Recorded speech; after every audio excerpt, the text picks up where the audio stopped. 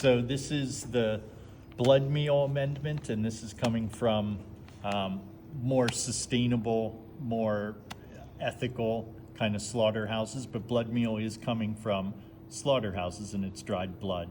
And it's the most, I would say, one to be careful and use with discretion in the sense that it's a more heavy nitrogen feeder, right? So this is blood meal.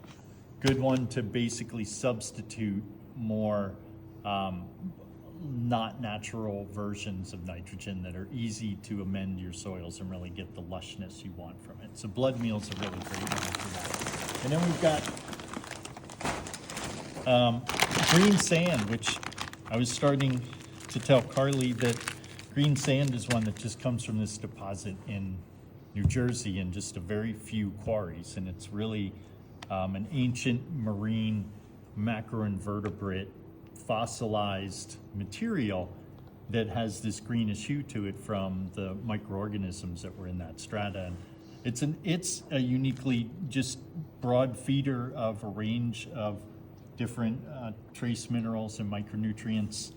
And as I said, with a lot of these, the way I like to approach them is that these are ones that are really just feeding the baseline of the soil. They're not NPK fertilizers at all. So they're not in that nitrogen, potassium, phosphorus spectrum. These are about a whole other idea of what's worth putting in your soil to grow food from. Most traditional, conventional organic gardening only looks at NPK and sometimes touches on these trace minerals. So that's green sand from New Jersey. Azomite, as I was mentioning, azomite is great because they call it the A to Z of trace minerals and micronutrients. So safe that you can naturally consume it. It's fit for human consumption. It's a great range of trace minerals, micronutrients, and again, doesn't really at all focus on nitrogen, potassium, or fertilizer. So not the kind of thing that's gonna burn anything. Thank you. And this is just good old rock dust. So this is primarily gonna be like granite or basalt that has been harvested usually from a quarry. And then it's another one that is a baseline soil builder that's really great for just, to me, enriching the overall soil value. Because the guys- rock is just has the minerals Just in has it. the minerals, yeah. And is this specific Yeah, to, this one is the Bricks Blend Basalt, it's called.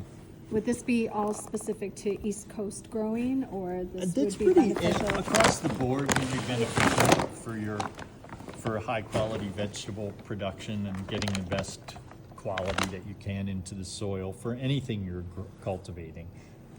Kelp meal, I love this one too. I've been using all of these for years. I mean, literally at this point for going on 25 years that I've been using these same amendments. And it's part of what I feel makes things more disease resistant, pest resistant. And kelp meal is a great one for, it has what's called a natural plant growth hormone in it, as well as a decent, like low level nitrogen, potassium feeder as well. So this one's a great, like multifunctional soil amendment. It's a slow release too. That's what's nice about the kelp meal. You can just pull And it. then we've got just another rock phosphate. So this is going to be